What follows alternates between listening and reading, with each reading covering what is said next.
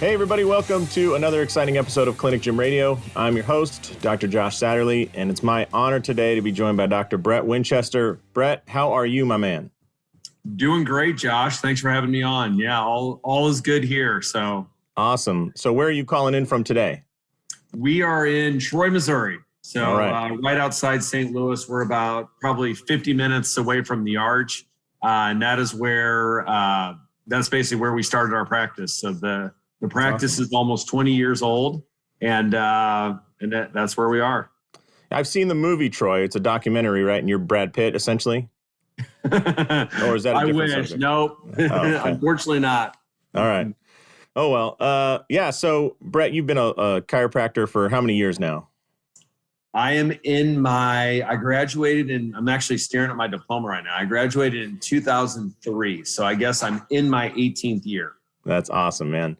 All right. And you have certainly learned about everything that you could get your hands on, right? You've talked to every smart person you could ever meet. You've had dinner with some, taken courses from others, and you continually push the limits. I do notice that following you on Instagram now is like it's like watching a living map of the greatest providers and where they're from. Like I just saw you were talking to Jim Andrews down in Florida at the Andrews Institute, probably the most famous orthopedic surgeon in the world. What else have you done? You talked to Gary Gray at the Gray Institute. What are some recent highlights you've hit physically going to these places? I guess the most recent ones, yeah, we did Gary Gray, we did Mike Leahy. Obviously James Andrews was big. So yeah, we're just trying to hit, all the best people in the world of manual therapy or rehabilitation and really kind of sit down and try to sift through. Cause like with any technique system, I feel like, there's always going to be a little bit of fluff. So being able to kind of like really kind of sort through their model without bastardizing it, find out what we like. And that's basically been the goal from the beginning. And, what's been fun is like what started as just like kind of a passion project during COVID has just basically now exploded. Now people are coming to us wanting to be on. So that's kind of been the fun part to watch it all kind of transpire. Yeah, that's awesome. I mean, I saw you did a podcast from Vegas with Brandon Steele, which I thought was the funniest thing. Like, hey guys, let's meet up in Vegas. What do you want to do? We'll do a talk. We'll talk about a podcast for how to treat the human body. And I hope somebody in the room was like, man, remember when we used to go to Vegas to like drink and get girls? Like, what are we doing here with our lives? Yeah, our Vegas trips have definitely evolved and changed since 20 years ago, probably. So awesome. Well, next time you're in Vegas, man, I got a great restaurant to recommend to you. Do you like sushi? Love sushi. All right. So this place, it's always chef's tasting. It's tiny, 20 seats, 14 seats, something like that. And I'm going to text you a picture of why I want you to go there, but it's the most amazing place ever. So they only make you what they think is good that day. So anyways, that's for next time. But yeah, I want to dive into a couple questions here, Brett, because we talk all about the clinic gym hybrid kind of methodology here, and you've been doing that on your own for 100 years now. And the power of rehab, the power of exercise, and when those are the best tools for the job. And then it seems like you also are acutely aware of nearly every other tool or every other way to manually treat somebody. And you seem to have a great clinical brain about when to use one. So fascial manipulation plays a role, but it doesn't play every role, right? ART plays a role, but it doesn't play every role. Adjusting, you're an instructor for MPI and DNS and probably the FBI. I mean, I don't know, every 3-letter acronym you can get. Right. Yeah. Yeah, but, that's a really good point. I think that's where like the new contemporary chiropractic student is a little bit lost right now. They're taking all these seminars and they're not understanding how to integrate in. And probably the biggest mistake I see is that they're trying to do it all within a visit and not understanding like when to use what tool at the right time. And because of that, I honestly think the results aren't as good. And, when I graduated 20 years ago, it was basically, there was ART, there was, MPI or being good at manipulation. And then there was like Craig Liebenson's rehab. And that was basically it. So it was actually way easier 20 years ago because there wasn't as many options, So that's kind of the hard part. And then as you know, obviously, because you're the expert in it, now these new students, they know the benefit of exercising their patients. So then trying to like integrate that into their model on top of trying to run an office, on top of trying to be, a good physician. It's, I'm not saying it can't be done because it can be, but it can be overwhelming. And that's why you got to use, consultants like yourself or find somebody that can help you through that, because it can just be very daunting to try to do that on your own. Yeah, I think it's a huge point. I had this experience in college that I share every once in a while, but you just reminded me of it. A friend of mine, her dad was like an excellent mechanic. And I said, hey, the brakes are going out on my truck. I need to, change the brakes. And he asked me like, oh, okay, what do you have? And, well, it wasn't even my truck at the time, actually, my minivan a sweet minivan I drove in college. But anyways, he asked me like a couple questions. He's like, all right, well, I'll be down there Saturday. He lived like a couple hours away. He was coming down to see his daughter anyways. And he shows up with, I can't even describe how small this toolbox was. It was the smallest toolbox, and it had like 3 wrenches, a small hammer, a socket, like 3 different sockets. And he opened it up, and it looks like if you went to a garage sale and somebody's like selling their grandpa's stuff, like, oh, we had this extra piece of crap around here, And he opens it up. I'm like, what's that? And he's like, it's my toolbox. Like, we're going to do the brakes, right? I was like, yeah, but there's nothing in there. And he like looks at me like weird. And I had like, my big, like huge plastic case of like Husky, like every size, 3/8 drive, impact, and this and that, wrenches and all this shit, screwdrivers, bags and bags and bags of tools. So I have them in the back of the van, just in case. And I was like waiting for the moment when I was going to pull this out and impress my friend Lindsay's dad, right? And sure enough, this guy like has the right socket to take the tire off, then uses one of the wrenches to undo a bolt, uses the other wrench for the other one, takes a flathead screwdriver, boom, changes out the pads and puts it all back together with maybe 4 tools. Maybe. If it went to 5, it would have been the hammer banging on stuff, but that was it. And it was like, in that moment, I realized, holy crap, I have all these tools but I have no expertise. Like, I don't even know which ones I confidently can throw away. And I look in the tool chest, it's like, there is no bolt 2 inches big on my car. Why do I carry a 2-inch wrench or something like that? It's so stupid. And this guy was such an expert. He knew what questions to ask, to know what exact tools to bring. And he was confident enough to ditch everything else. I mean, right. It was shocking. And, it's funny.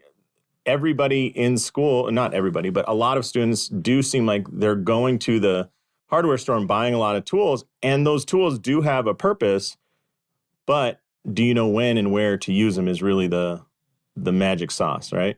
Yeah. And I think that is like a perfect analogy. That describes what's going on perfectly. And then I think the new breed of student too, it's about getting a certificate or saying you did something versus like really understanding the concept or the idea. And I mean, MPI for me would be a good example. I mean, we literally saw 30 spine seminars when I was a student, and the current students like, oh, I've seen one spine seminar, therefore, I already know that material, So, and I think there's been like kind of like people have forgotten the art of the apprenticeship, like where, I mean, you just got to understand when you get out, you basically know nothing. Even our best students coming out right now, I mean, as good as they're coming out as far as attending a lot of seminars, they just haven't seen 1,000 people yet to know like how to navigate their way through cases. So it's kind of interesting. You kind of laugh a little bit when you're dealing with a young clinician who, I'm not going to say they're cocky, but sometimes they're, they kind of think they got some stuff figured out. But that's kind of the other trend that I see that maybe is not great, maybe. So yeah. Well, it's funny. Like as if you have a big workshop and you buy more tools and more tools and more tools, there is an inherent confidence of like, oh, when the problem comes along, I do have the spanner wrench or whatever. But it's like, I'll say it a different way. My friend Jason Glass would say like the best coaches in the world need open space. That's it. Right. I don't care what you're training, what sport you're training. Give me open space. And he said like, one step up, give me a folding chair for each person. I'll do a full workout. I'll hit whatever you need. Just give me one folding chair and open space for everybody. Like a few tools in the right place. I don't need to go down to the rogue headquarters of the Perform Better warehouse and like offload seven trailers full of stuff. And in doing so, it doesn't make you any better. It's actually distracting sometimes, and I see that confusion pop up in a lot of people's minds, anyways, I don't want to go down this path too much. That's a really good point because our theme has always been like, make it a problem for me or for us, and then we'll solve it. Meaning, if you blow this up, if you can blow the gym situation up, then we'll get you the equipment or we'll get you the nice facility. But until you've, started a movement, then, the whole build it and they will come doesn't really work in our field. It's a great way to go broke, as many people have proven. Right. Exactly. Yeah. So, talking about these amazing providers you've seen, and certainly you are very experienced yourself. One thing that I think is a demonstration of confidence is kind of what are some things you're willing to get away from, or what are some tools you're willing to leave behind until they absolutely show their need. And, as I talk to more and more great providers, for example, I think when you're young in your clinician years, you don't value the history nearly like you think you learn later to do it, right? But on the other hand, there's this big movement, and I love the SFMA, and we're like, don't chase pain. So all these pain-based history questions maybe aren't the right questions, and so people go, well, I don't want to know about your pain, blah blah, and so they start ditching the history. And then at some point, but I've never met an experienced clinician that would give up the history. Yeah, it's just not happening. I do agree with that. I think the history, and I would 100% agree with. In the person who basically started that was a guy named James Syriax, medical doctor, and he talked about the exact way to ask your questions, and what that ends up doing, Josh, I think, is it ends up saving you a lot of time in your examination and gives you some direction. Because again, the secret to being good at what we're doing is assessing the patient really, really well. So, I mean, if we have all these different, systems of assessment, it becomes, tricky to know when to use what at the right time. In the history is the first part that kind of starts to direct what assessment you're actually going to do on, with them. So, I think taking the history is vitally important. And I think also people are so used to playing on their phones and their devices, really, really getting good at active listening. So really letting the patient at least know that you're really there and you're actually listening to what they're saying, and then asking the right questions. I would call it building rapport with the patient immediately. And that's probably the one of the best things early on to do with a patient is, I call it the 2 R's. To build rapport, and then to offer reassurance, to let them know that they're in the right place. We're going to be able to help them. And if I can't help you, I'm going to get you to the right spot. That's awesome. Going back to Syriax, obviously somebody who made a name for himself, possibly because no one can spell his last name. So that also helps, I mean, Winchester is pretty simple. People know who you are, but you can't mess that up if you try. Yeah. Can you give us an example of a question that can be asked correctly or incorrectly, essentially the same question, and how much it changes?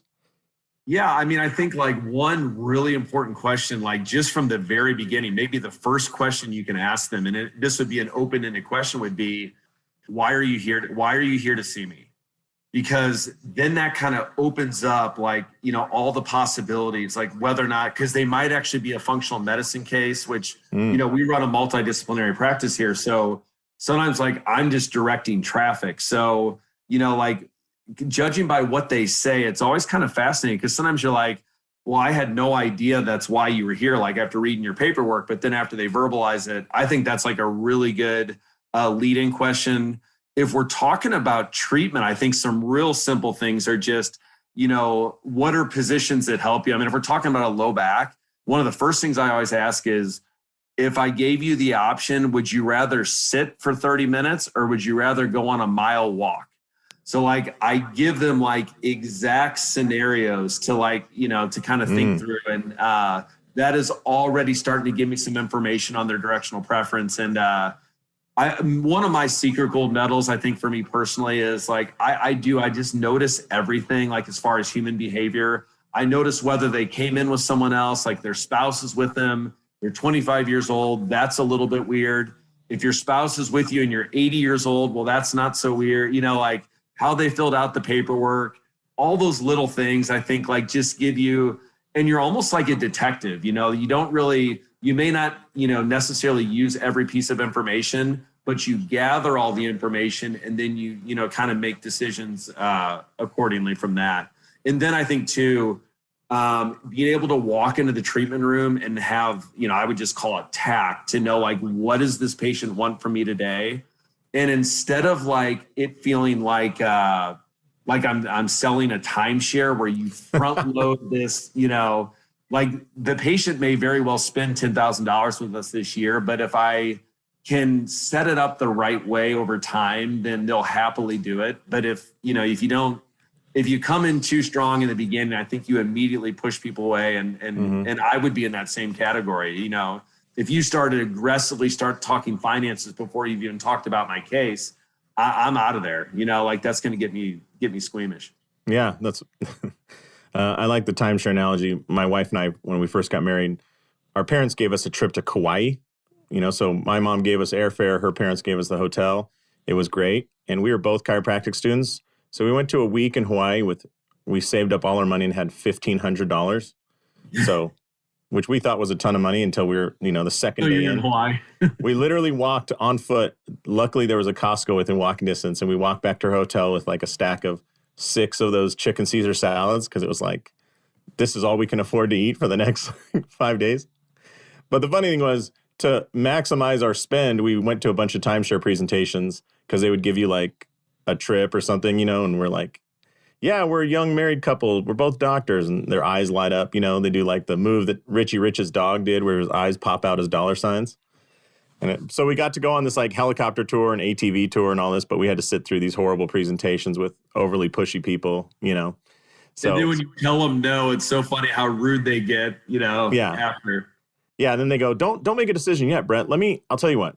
I'm going to get my manager and bring him over. He's been on so many more of these wonderful vacations and gone to Scotland, and they start telling you all the possibilities of where you could go and everything. It's like, no, I don't care. Like, no means no. Leave me alone. Not to them, baby. Like they're of the Harvey Weinstein idea of no does not mean no. It just means I haven't thrown the right meat on the at the lions here. It's crazy. So, anyways, but going back to the clinical stuff, in your career right now, what would you say are maybe 2 things you feel confident, moving away from or not doing in patient care that you used to all the time include, or maybe you wait till the second half of care, or you're like, so for example, like when I got out of school, people were still doing a lot of modalities, right? And like having the confidence to not have a Chattanooga E-stim ultrasound machine in your office is like, oh, same thing with x-ray, right? Like every chiropractic office in the 80s had an x-ray machine, every one of them.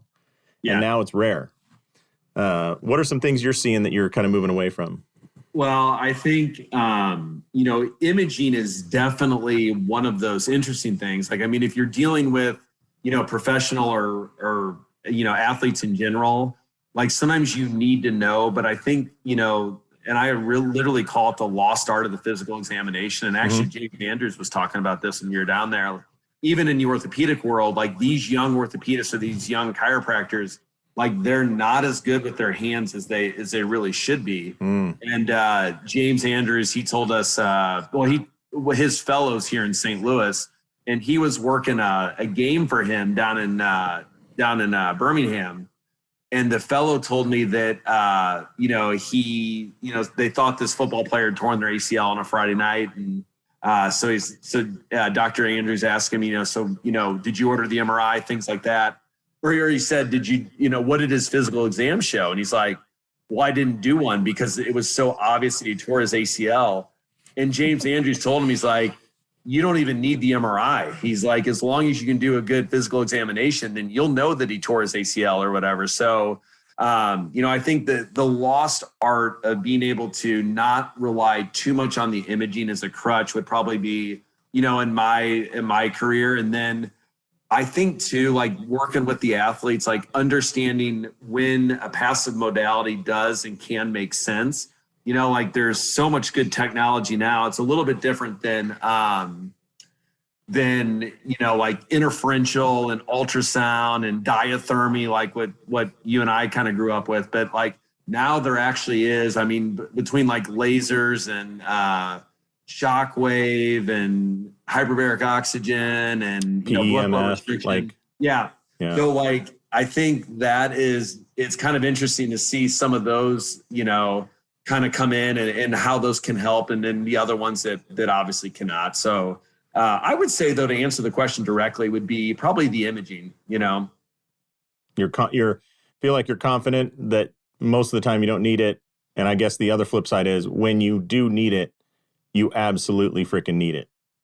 100%. And Michael Shacklock, he's got a great quote. He says, "The imaging isn't really the problem; it's the education off of the imaging that's can be problematic." So, I mean, if you have access to the imaging, I think that, it does help you quite a bit, because you can, it tells you where they might be prematurely degenerating a joint or, so you always want to look at it. If it's there, it's probably just the, if we're talking about just the average low back case too, I mean, they did research. The paper came out in 2013 that basically showed if you order an MRI on the first visit, the average cost of the case is essentially $13,000, so it's not really the MRI that's adding so much to the bill. It's all the downstream costs because of the education off the MRI.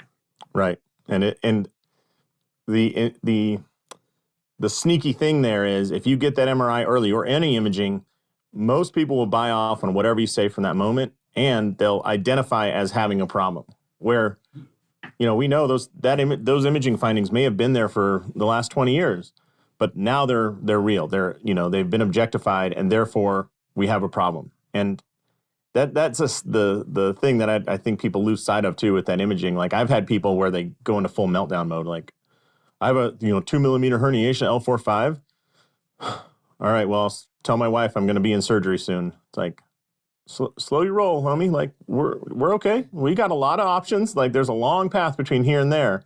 I heard a great story. One of my buddies was telling me, because now ultrasound is, so many people have ultrasound in their offices now. And what he's been doing is he'll ultrasound the other, let's just say, patellar tendon that's non-painful, knowing it's going to look exactly the same. And like how he, how he can educate him. Actually, Tom Lotus in Chicago at Rush is really good at this. He's a chiropractor that's in the hospital orthopedic system there. Mm-hmm. And so he'll educate, because every patient there has been imaged. So he'll actually encourage them off the imaging instead of like scaring them, and it's really powerful, to do it that way. Yeah. I know David Graeber, who I know he shared a great study, and it was, when you have a painful shoulder, I can't remember if it was impingement or rotator cuff, or I think it was impingement. And then they did an MRI of the non-affected side or the non-painful side. And it's like 93% of the time they're identical, Yeah. It's just one has pain. Yeah, I know. It's fascinating. Yeah. Well, along with that, kind of piggybacking on this discussion of those things, what are some things that, at the start of your career you thought, oh, this is stupid, or these are dumb, that now you're like, oh man, I can't believe it. Or maybe a course, I'll tell you my two examples of this for me. The first time I saw people swinging Indian clubs was at a Perform Better seminar, summit. Yeah. I'm like, what is this, a marching band trial? Like, what the hell's going on in here? And I was like, this is the most ridiculous thing I've ever seen. You guys are playing with toys, right? And then I started hearing some really smart people talk about how it was. And I'm like, okay. So I tried it for like 4 weeks, 3 times a week for 4 weeks. Just doing I had maybe 3 patterns I learned off of a crappy burned DVD from, who's that guy? Thomas, not Tom Hyde. It's the other Thomas. Anyways. He's like the American father of Indian clubs. He brought him to the U.S. And it was unbelievable how good your shoulders feel after you play with, Indian clubs for a while. It was just shocking. 100%. And but I hated those things at first. And then the second thing for me was, I always say this, I remember way back in the day, Charlie Weingroff told me about DNS, and I'm like, I couldn't quite grasp what he was talking about. And I went onto the website, and this is the old website. So it's like kids in diapers or naked.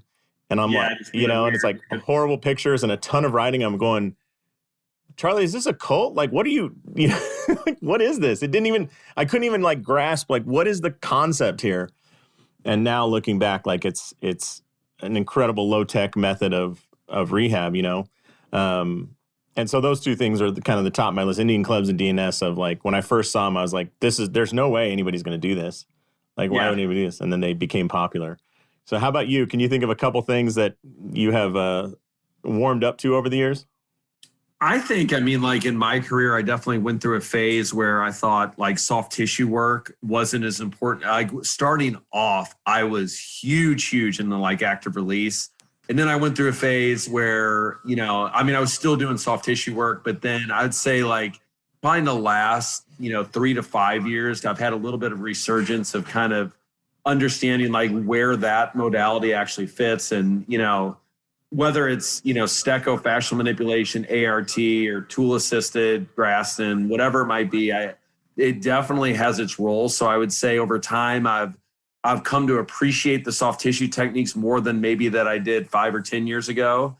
I think I also have learned to appreciate that I can't change function in a couple visits. Like when I first started, like I literally thought I could fix everybody in two or three visits. And then now I really am honest with myself and honest with the patient too on like to truly change function. It literally takes time. And the analogy I always give my patients is it's like you don't put braces on your teeth and you wake up the next day and your teeth are exactly the way that we want them. So when we're making these changes with the body, it can take time.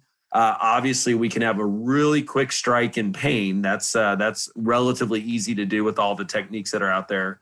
But to truly and honestly change function on a patient, I think is challenging. And then over the years, I think I've just I kind of knew it from the beginning, but I've gotten better at having the confidence and the certainty to be able to convey that to the patient. I think those are both great because as I learned dry needling, I noticed I stopped doing as much hands-on soft tissue. And then I realized there's some gaps here, and I'm trying to hide those gaps because my thumbs hurt, my hands hurt. I don't want to do the hands-on technique.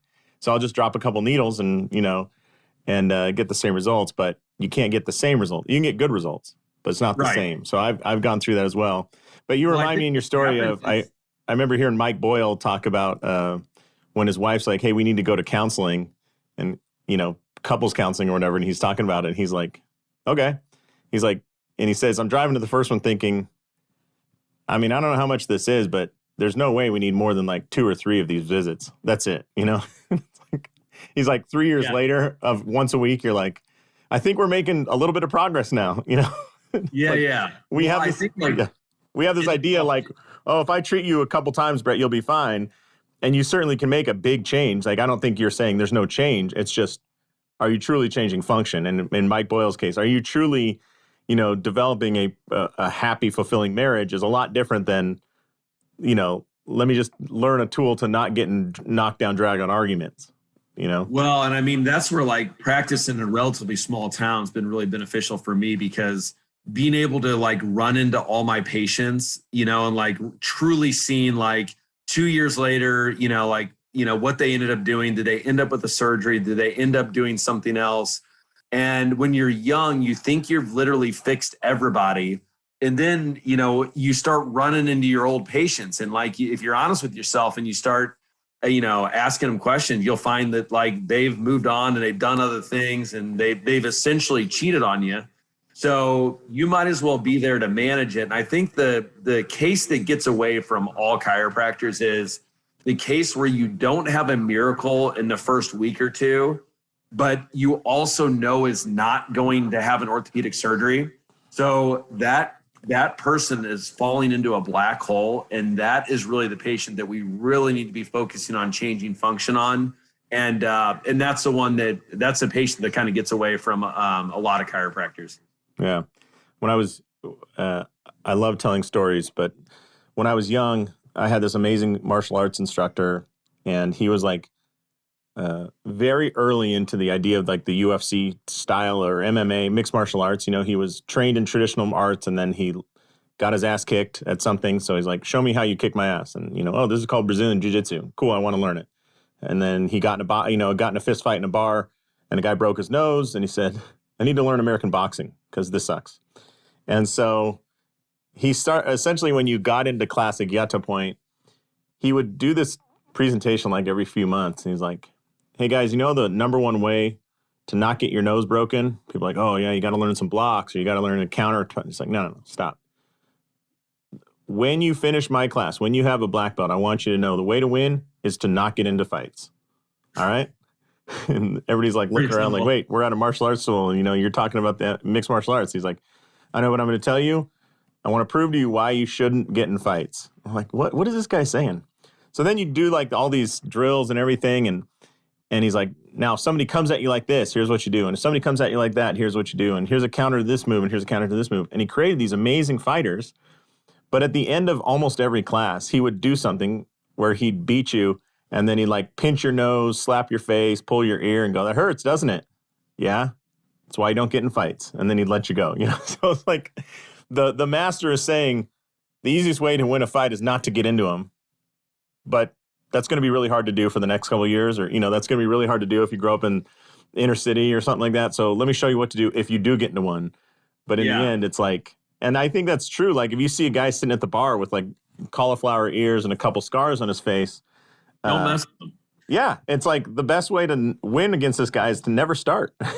Yeah. No, that's good advice. And then, but what's funny in what you and I do, I remember Mark King telling me, he's like, do not open up a satellite office. Do not open up a satellite office. So as much as I knew it, I still did it. And then I ended up walking away from it just because too much. But, and then what was hilarious was then a couple of years ago, he was looking into doing it. And I'm like, Mark, you told me never to, you know, open up a satellite office. So I think what ends up happening is you almost got to learn your lessons the hard way. You know, I mean, I think that's just kind of human nature. But yeah, if you can listen to people who've made mistakes, it'll make your life a lot easier. Yeah. As I remember I had the pleasure one time I was down at TPI and God dang it, who's that? There's a very famous surfer. Kelly Slater was down there getting fit for clubs, right? And just if you just watch that guy, it's like watching a leopard move almost. Like the kinesthetic awareness of every place where his fingers are and his toes are is just unbelievable. When he grips a club and everything, and it's just like, whoa, this is different. Anyways, he made the comment.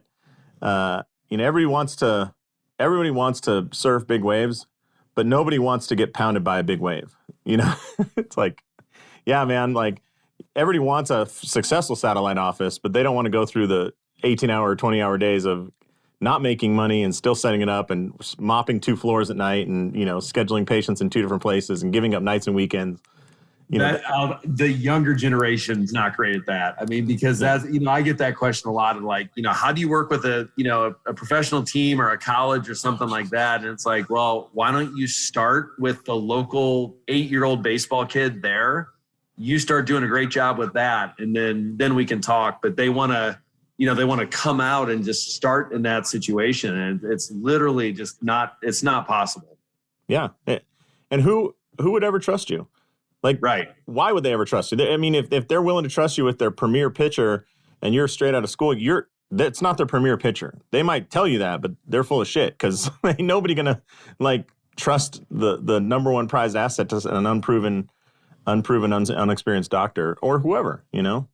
Well, the one thing though, I mean, if you just pay attention though, not just in chiropractic, in everything, like if you're, you know, world class or best in the world at what you're doing, people are going to find out. Like you give yourself enough time. It may take longer if you're in a smaller town versus like downtown New York, but you just don't continue to be great, you know, over and over and not have somebody notice along the way. It's just not possible. Yeah. Yeah. So you're preaching to the choir here, and I hope a couple people hear this and take away some things. All right. If you have time, I got a couple more questions. Are you good? Yeah. Okay, perfect. Yep. So let me ask you this. You are a very experienced guy. You've seen it all. You've had to filter out a bunch of crap, and you've kept a lot of great things. But looking back, if you could set up a pathway for somebody that is like 0 to 3 years into practice, right? I want to kind of do a little lightning round here, and I'm going to force you. You got to choose one or the other. Yep. I know that with your, what's the saying? The most scientific answer to any question is, it depends. I'm getting to where I hate that answer. Yeah. Yeah. I think everybody does. I mean, I remember when I was a young clinician, the thing I hated the most was, hey, man, it takes time. And I was like, no. The reason I go to weekend seminars and I stay up and I try different things and I experiment and do this because I don't want to take time. But in the end, looking back now, it takes time. Right. Maybe there's some times you can leapfrog a couple steps, but man, you still got to climb the ladder. So, all right. Here's my lightning round of questions. 0 to 3 years, somebody coming out, and let's just assume, I mean, you got some superstars coming in your clinic, right? But you're probably seeing the peak of the pyramid. So let's say that they're top third of the pyramid. They've taken a few courses, outside of chiropractic college. They're willing to mix it up and try, treat people and, outside of their family, and they're applying their craft. So motivated, but maybe not the ones that come in have taken more DNS courses than you have, Right. All right. So 0 to 3 years. Would you recommend that they work for somebody or start their own? I think the biggest difference now too is just even like what's going on with banking. Like it's so hard now. Like when I got out 20 years ago, the banks were basically fighting over, to give me money. Whereas now it's become so difficult for people to get money. And I just think like, when I used to be at Logan, I used to ask the tri-8s, I'd say, who's opening their own practice? And 80% of the room, would say they are. Now it'd be less than 5% probably. So I think, especially like in this evidence-based group, everybody like is, feeling the need to try to like go to wherever they're about to go and still be able to learn and do things. So I think like if you can get the right setup, that be financially and just have the right culture and be part of something that's, bigger than yourself. I love the idea of group practice. And then some people are just going home to small towns and stuff like that. So it makes sense. So, I think it's pretty challenging right now though, for a student to like get out. Cause the other big thing, like I was $40,000 in debt and I was petrified.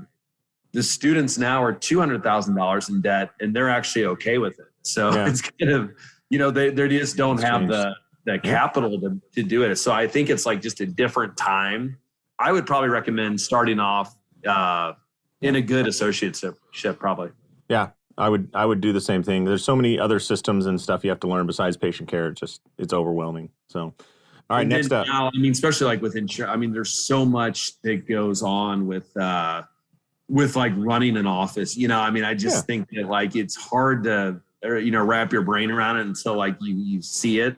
So I think all right, for most people that makes more sense. This is the slowest lightning round ever, so we're going to pick it up for these next couple questions. All right, next up. 0 to 3 years. Should somebody master their adjusting skills or master the soft tissue skills? Well, at the end of the day, we're chiropractors, so I always use the analogy of like, you don't wheel into McDonald's and ask for a Whopper, so if somebody thinks they're coming to a chiropractor and you can't deliver that service, I would say, I think I got to go with manipulation on that one. Yeah, I do too. And the reason for it is manipulation will cause soft tissue changes on a large scale. The opposite is not true. If you have a stiff joint, you can do whatever you want around it, So, and I agree with you. Like, we're chiropractors. The only two things what we can do that no one else can do really is diagnose and adjust. So do it. Yeah. All right. Now this one's a hard. The way I said it. Yeah, I think this one's a harder question. Would you rather 0 to 3 years have somebody master their soft tissue hands-on treatment skills, ART, Stecco, whatever soft tissue method they want, or learn really good rehab? When you're early on, how patients like clamor for soft tissue techniques and things like that. So maybe if we're talking about that 3-year window, that's probably a good idea, because I think like it would help you maybe grow your practice quicker. But then over time, I think what like a rehab principle like DNS allows you to do is it allows you to understand why the soft tissues are tight. So, if you made me say, I would say probably learn the soft tissue techniques and then maybe incorporate the rehab techniques after that, maybe. All right, cool. All right, now let's talk about the person that's like they've been in practice for 5 years and they're on their own. All right. So they have control over their physical setup and all that. All right. So these questions are going to be more physical setup, experienced doctor. They know how to speak to patients. They know how to answer the phone. They know how to schedule them, whatnot. Right. All right. Would you rather have an office with 3 private rooms or a total open space with 3 tables in an open area, like a rehab area? In like, if you're still going to be in the environment of, being a primary care physician, which is what, we do here. Yeah. I still think the treatment room makes sense for ours. Now we kind of have a hybrid of both. But like some of these new chiros, what they love to do is, they want to be immediately swinging kettlebells with patients and things like that.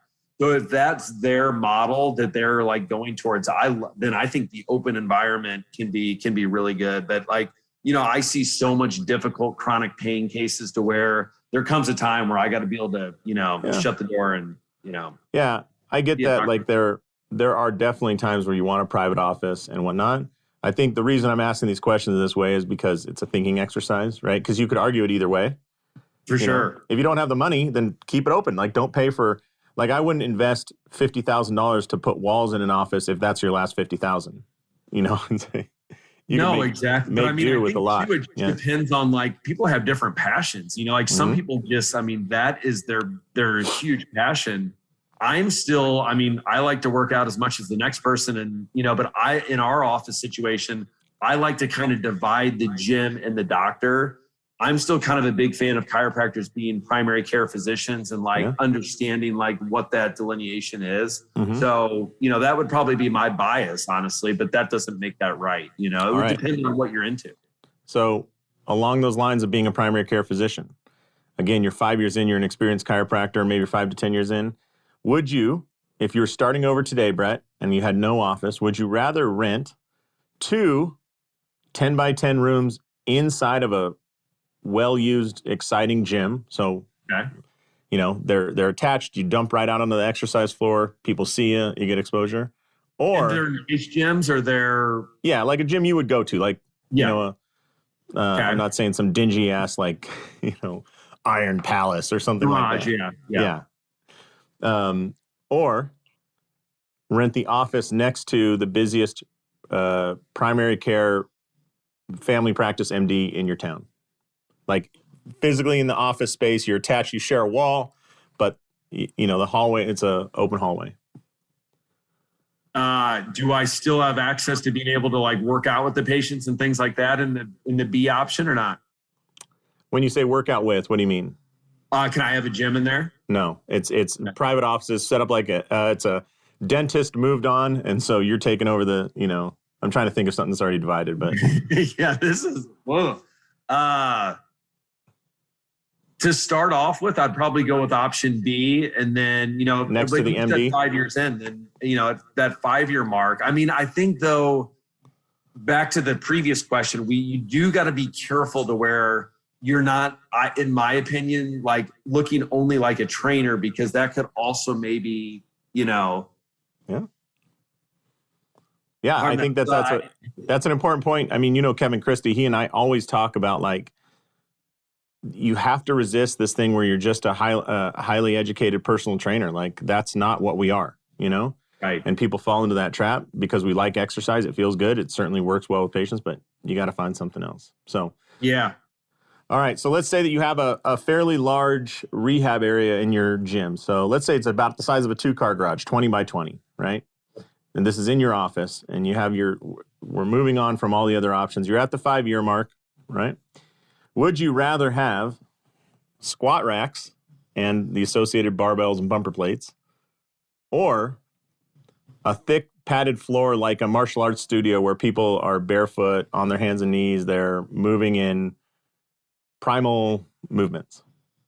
Well, I would say that you need implements for training the athletes. You just do. Like for what we're doing. Like if you don't have weights, then it's going to be hard to, get people stronger.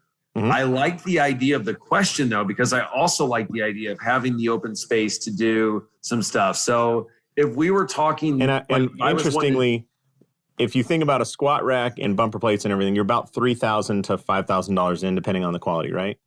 for And sure. if you look at the price of high quality, thick padded flooring, you're about $3,000 to $5,000. Which is why I asked this question. I'm not saying like, would you rather shitty carpet or a squat rack? Like that's not Right. yeah. I think for what we're doing here, I would definitely answer that question with option A with the weights. Okay. It's interesting because throughout these questions, you make the point like we're primary care, but at some point it switches over to like athletes, Yeah. and I think for a lot of people, if you weren't dealing with athletes, if you were just dealing general pop, would you still go with the weights? So you're working with your 65-year-old guy injured his back shoveling snow. You're working with a school teacher who's 38 and has some neck pain. Those types, not you're getting a kid from a AAA ball club that needs him to throw tonight. I mean, it is hard because like here we have stenosis groups that literally come in here and deadlift and lift weights. And like, that's part of the empowerment of, what they're doing. Yeah. Now we have a back part of our office that is kind of what the option A. So we're a little bit spoiled on, that. So it's hard for me to. And when I say a 2-car garage, that's large enough to have both. You can have a good section of padded floor and you can have a good area of weights. Right. But I just like asking the thought question of one or the other. Yeah, I think I'd take the weights. Okay. But in saying that, I'm definitely think like you can, there's this new movement, as you well know, of like, we just need to load everybody up, and I'm definitely not in that camp either. So I would probably pick the weights though if I had to. Okay, cool. All right. Modalities. 5 years in, you got a good ability. Well, let's say you're 10 years in now, right? So would you rather have a soft tissue technique in your office or a high-end modality? So I'm saying like a $35,000 light cure laser or a PEMF or whatever. Mm-hmm. And along with that, which one would you have if it's option B?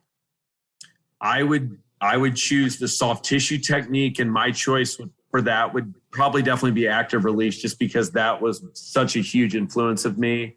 Like to me, I guess because I'm kind of old school, like I love to palpate and feel things. Yeah. So active release, I don't use a lot of tools, although some of the docs here do quite a bit, and they can feel through the tool and things like that. But for me, I like that I can actually palpate it and feel it. And I mean, it is like Mike Leahy told me 20 years ago. He said, you can start a practice with only doing 3 ART moves. He said, if you can learn how to do the subscapularis, the iliopsoas, and the pronator teres, that's all you need to do, and you will have a huge practice. So, Yeah. Unfortunately, those are in 3 separate ART courses that you will have to invest a ton of money in. But yeah, that's another story. Yeah, no, but I did the same thing. I mean, I was fully ART certified within a year of graduation. So I took 2 in school and 1 after, and it certainly started me on that path too. People love it. They still love it, So, all right. So continuing education class, right? And think about it large scale. You have the money. Let's say you have, I don't know how much Con Ed is now. $3,000, $4,000. So hotel, flight, food, and the course. And let's just assume that no course is going to be more expensive than the next, right? 0 to 3 years. Most important class you think that those doctors should take, and you can qualify if you want that you don't see them taking. So one that you think flies under the radar, or most important in general. Right. Let me do it this way. So when you're in chiropractic college, I think MPI is the most important course you can take. Probably we'll call it spine. Okay. Then after that, I think like a non-negotiable. Pause real quick. I think of that just from my outside perspective, and I did not, for whatever reason, I went to school in SoCal, 20 miles from Len Fay's office, and there was no MPI club. I never heard about MPI till I met Jason Holm in 2013. Right. So, but the one thing that I think is the best way to do it is that adjust-a-thon, because it's, you can't learn to surf until you're in the water, right? and seeing a bunch of bodies in one day is its own learning lesson. Forget what the technique is you're being told. Just feeling a bunch of bodies, a big guy, a small guy, a petite woman, somebody with some scoliosis, somebody that has active pain, whatever. So I think I would include that if you're in chiropractic colleges. Go to an adjust-a-thon and just get the frickin' reps. Exactly. So and then I think, my non-negotiables would be MPI, DNS, neurodynamics, and McKinsey. I mean, those are like 4 things that I think MDT. What was the last one you broke up a little bit? MDT, McKinsey. Okay. So let's go through those real quick. For those who don't know, who are starting out or a little confused, DNS has a lot of options. DNS for baseball, golf, running, babies, mothers, hemophiliacs, whatever. Which ones are you talking about specifically if somebody hasn't done any? Probably exercise 1 or A. The reason I say that, though, is because it gives you the explanation of a lot of the other things that you're going to be treating. So it's going to give you an explanation of why there's trigger point in muscles, tension, tone, joint blockage. So it's kind of like that overreaching umbrella of why things are there. Yeah. Neurodynamics, because if you don't have that in your toolbox, there's a case today that you can't treat. So, and for everybody listening, neurodynamics is Michael Shacklock's course. So Brett, you mentioned Shacklock a couple times. This is the course that man teaches. Right. So we don't use it all the time. I definitely don't use it like every hour, even every 2 hours of my day. But when you do need it, it's an important tool to have, because if you don't have that tool, then you can't help the person in front of you. Much like we're saying with imaging, like when it's necessary, it's absolutely necessary. Right. Yeah. And then, what we've learned from the McKinsey world as far as directional preference, if you can, whatever the joint on the body is, if you can find what the direction is that joint likes, you're well on your way to having a miracle with that patient in the next 48 hours, So really being good at being able to sort through that system too, I think is beneficial. And then, of course, I love, Gray Cook, his SFMA. I think that is also great for students. Dry needling. Obviously, we talked about ART, Graston. There's all things that can be added on. Mm-hmm. But I do kind of have my core 4. And my core 4 are the ones that we mentioned previously. Can you repeat them again for everybody? Yep. MPI, DNS, MDT/McKinsey, and then neurodynamics, those 4. All right. And for everybody listening, MPI is? The Motion Palpation Institute. So we like to think we're the leaders in the industry in teaching students and doctors on how to joint play, dynamically palpate, and then we have adjustments that match up to those findings or palpation. So by the way, about 20 to 30% of the listeners on this podcast are physical therapists. And I get a lot of physical therapists at SFMA courses. Yeah. Are physical therapists welcome in those MPI courses? Not right now, just because of the legal side of it. That may change over time, but as of right now, it's not possible right now. Okay, cool. Well, I won't send them that way then. But there are people in the PT world that are, teaching good information and things like that. So they'll be able to probably find their somewhat equivalent in their discipline for sure. Yeah. And yeah, like for any PTs listening, like one place I always send people, if you don't have any manipulation skills, is James Dunning's courses. I don't know if you know James Dunning. Yeah, of course. Yeah. Yep. If there's no other place, that's a good place to start. And he certainly offers enough around the country that you can probably stumble upon one. Yeah. So their group's done some great research on manipulation too. So. Yeah, it's interesting because they take it from a different perspective. Here we are as chiropractors, and we think our profession is the only one that has, it feels like somebody's foot is on our head, like holding us down. And he felt like, hey man, that manipulation stuff works amazingly well, but nobody will ever tell me how to do it or teach me, and so he went out and basically like, I'm going to figure this out. But it's funny, there's now a tradition in the company. I took a course recently, and they don't tell you till like the last day where the course is actually being held, like till a day before the course, which is awesome to find a hotel nearby and stuff. And I was like, what's up with that? And it's a tradition in our company because we used to announce the events and then chiropractors would come protest the adjusting courses. And I was like, what? We went out and protested? What a role reversal. This is awesome. Well, the big thing that his big contribution has been like kind of debunking the whole specificity of like an adjustment. So like when you adjust a segment and you hear multiple pops and things like that. So, I definitely give him credit, for it, exposing that. And every one of my manipulation presentations, his research is in there to kind of highlight that. And the interesting thing is when we talk about like what are the requirements, like if you look at his program, just because we're on the sidebar, it essentially comes back to exactly what you're saying. It's like, hey, you need really good manipulation skills. So he teaches that because he couldn't find anywhere else. A soft tissue technique, he teaches dry needling because it was cutting edge at the time, and then you need to have these other, like essentially a rehab thing, like you're saying DNS, like you need to have a rehab thing. And it's like, like he came to a totally different path and yet ended up in the same major bucket. Yeah. And I think like now that, when I think of these young students that are, our interns, people that are coming through here, I feel like the world and what we do can be so binary to where like you can have a gym and still believe in manual therapy like that. Those two don't have to be like separate, and for some reason, as time's gone along, it's almost like they're like picking sides on it. And it's, it's kind of frustrating for me. It's like, yeah, you can still be a great manual therapist, understand rehabilitation, and still understand strength and conditioning. That's all possible. Yeah. You can do it all under one roof, Yeah. Like it's funny because that transcends everything.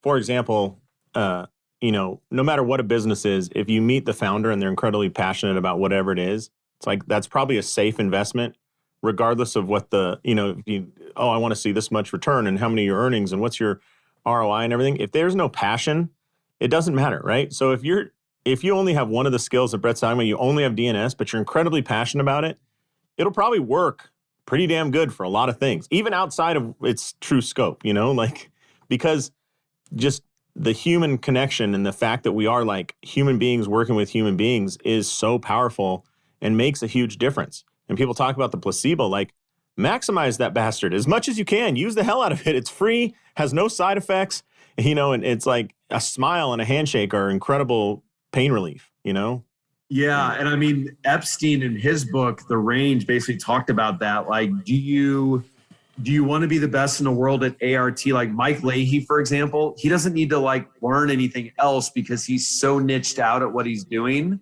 Right. Or are you better off to maybe not go all in on one, but accrue, these different modalities. Therefore, you can treat more people. There's really not a right answer because, like you said, I mean, either one of those could be beneficial. Yeah. I personally kind of like the idea of, like in my career, I go on like deep dives into something for a little bit. So my last one was probably Stecco's fascial manipulation, where I mean, for 5 months, I'm like really thinking long and hard about, like where that fits in and things like that. But then I'm still doing these, these other ancillary things. I think the mistake though is to not get good at anything, so. Yeah. Like get a bunch of certifications of which you can't even do any. So. Right. Yeah. Yeah. And then the results will speak for themselves. Cause I actually asked Leahy on our podcast, I said, people are starting to kind of question the mechanism of how active release is working. And he just kind of laughed. He's like, I got a waiting list of, professional athletes who are basically trying to see me here. Like something's working, so we may not exactly understand the mechanism, but that doesn't mean we just throw it away. Dude, I mean? Yes. Look, this one drives me nuts because I agree with you. Like we can't go so far as to claim things work that don't, and we can't dismiss things because we don't like them. Like we have to find that balance point. But I'm in this boat all the time. Like I tell people, you should get your older patients to foam roll. And they're like, oh, well, it's proven it doesn't stretch the IT band. I'm like, right. You're missing the bigger picture. Number one, do older patients need to practice getting down on the ground and getting back up? Yes. Okay. Tell me another exercise where it's encouraging to get down in multiple positions and get back up. Okay. And then I'm like, second thing, our motor control system has like, GTOs their tension sensors, our corpuscles are pressure sensors. Are you causing a change in that or just a wake up of that system in areas that otherwise might not be touched 5 days out of the week, Right. And it's like, yeah, okay. And then the third thing I always say is watch the positions people get in, especially when they're rolling their lower body. So like if you have them roll their IT band and their hips and their quads and everything, doesn't that look a lot like some of the developmental positions of DNS? Like I'm on my elbows, I'm switching to my side, I'm switching to the other side, I'm rolling over to my butt, like all these things. It's not perfect, but in 10 minutes, I can get a person to hit a lot of positions, get a lot of pressure change, get some sensation change, wake up their motor control system. And if they're they're working as an accountant sitting behind a computer for like the last 25 years, you're telling me that's not beneficial? Like, well, it doesn't change tissue length. I'm like, I don't care. And the other thing is people like it and I can send it home with them. And for whatever reason, especially older patients, I don't know if you see this, if you send them home with a foam roller, about half of them fall in freaking love with it and tell me, oh man, I do it every night when I'm watching TV now. Oh my God. What downside does that have? Yeah. But I mean, like a foam roller just to keep thoracic mobility. Are you kidding me? I mean, there's no research to say that you shouldn't be doing that. I mean, people that like hide around in these ivory towers, they're not the ones who are out actually like listening to these patients and what they're saying and actually feeling the change. You know. So, have you ever? There's a guy, Gary Vaynerchuk. You ever heard of him? He's like a marketing guy. Anyway, somebody was asking, what's the ROI of your Facebook ads? What's the ROI of this? What's your ROI of that when you're marketing? And he's like, dude, stop. What's the ROI of your mom? Like, right. And I'm like, that's a perfect answer sometime. Like, why is Mike Leahy got a waiting list? Because it works. So, maybe we can't explain how it works or we don't know exactly how it works, but it works. Well, what was interesting because like there was some research that came out that said like soft tissue techniques are not doing what we thought, but then Antonio Stecco and actually when we're with Leahy, he's currently talking about like some research they're doing that you are actually on ultrasound making a change in like how the layers of skin and fascia and muscle are sliding against one another. Mm-hmm. So, we did say that there was no research and now we're actually learning that. We actually were 5 years ago saying that you can't lengthen muscle. Last time we were with Thomas Shout, he showed us a paper where you absolutely can change sarcomere length with static stretching. It might take a long time, like 14 or 15 minutes, but you can change the length of muscle. So I would just say watch. I mean, we're all evidence-based and we're always into looking at research, but be very, very careful that, you don't just throw everything out when you're looking at research. Yeah. I love it. Well, I don't want to take too much of your time, Brett, but as we talk about continuing education, you have a continuing education company now, and you're welcoming people into your facility there in Troy. What courses are you hosting? Are you most excited about hosting, or which you've pulled any out of the woodwork that you're like, man, nobody knew about this person, and I'm making them famous? I would say I think exposing Thomas Shout, which isn't really like in our Gestalt right now, but down the road probably will be. I mean, I think that is huge. I think he's basically was bunkered up for 20 years without like being able to, he was writing books, but didn't really have a platform to like discuss all his work. I mean, DNS is running in and out of here. I mean, I don't think you ever go wrong with, with the DNS course. We have Lindsay Muma and Erica Bolin here this weekend teaching their course on female health, which is just out of this world good. And I mean, as far as like what's being done here, those are our big ones. Marcel is teaching a pediatric course here coming up. And I mean, we're always open to new ideas. And, the big thing is just how to implement it all together. So, well, I look at you guys. So the company is Gestalt Education, right? It's gestalteducation.com. No H, Gestalt. Yeah, you had it. You're close. Gestalt. Yeah. Gestalt Education. But I look at you guys as like you're like those agents that work around the NFL draft that are getting everybody knows about who's supposed to be the number one draft pick, but you guys are working with the Rob Gronkowskis and the, ones that are like, you're like, hey, I'm telling you this is hot, and you won't realize that for 3 or 4 years. But I think that, like Lindsay Muma, I'm pretty convinced is going to go, big time. She'll be on Oprah someday. Well, there's no more Oprah, but she'll be on some show sometime. But or Michelle, like any of these people where you're like, this made a huge difference. This has all the bright spots I'm looking for. And then I think it's going to be in your facility. And then 10 years later, it'll be like, selling out arenas and stuff, like This is awesome. So, well, it's, like besides the techniques, it's interesting, like, cause we usually do get like the best, like interns coming through here too. So like, you can almost just see greatness in that younger generation. yeah. And so that's probably the other like real gratifying thing to kind of see is there is these new students that are coming out who are different than, the 95% that, we don't like about that generation. I mean, they are a force to be reckoned with because they have a lot of knowledge, but they also understand technology and, they have the best of both worlds and with a little bit of grit. And they're going to be very good. Very good. What an exciting time, man.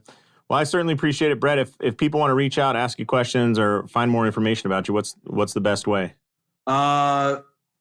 Because of my age, I'm a big Facebook Messenger guy, so that would be good. And then I'm getting better at Instagram, so that'd be another place. And then my email's bw@winspineandsport.com. So that would be the third place probably. All right. And what's the website for education? www.gestalteducation.com. All right. Awesome. Well, I certainly appreciate the time today. I hope everybody listening pulled a few gold nuggets out of here. I know I did. And, looking forward now, I feel like I have the next 3 years of my continuing education that I need to take after just talking to you for half an hour. So, well, I'll give you a plug in return. So I have nothing. I feel like I don't know anything. So this is fantastic. Well, I think that every student coming out right now is wanting to have like a workout gym. Like that's kind of the cool thing to say or do right now. Mm-hmm. Please reach out to someone like Josh to help you with that because it is not as easy as people think. So I think that would be well worth their time if they're going to head down that model. I appreciate it, Brett. All right. Well, on behalf of Dr. Brett Winchester, this is Dr. Josh Satterlee saying go out there, maximize your license, and live the life you dream of.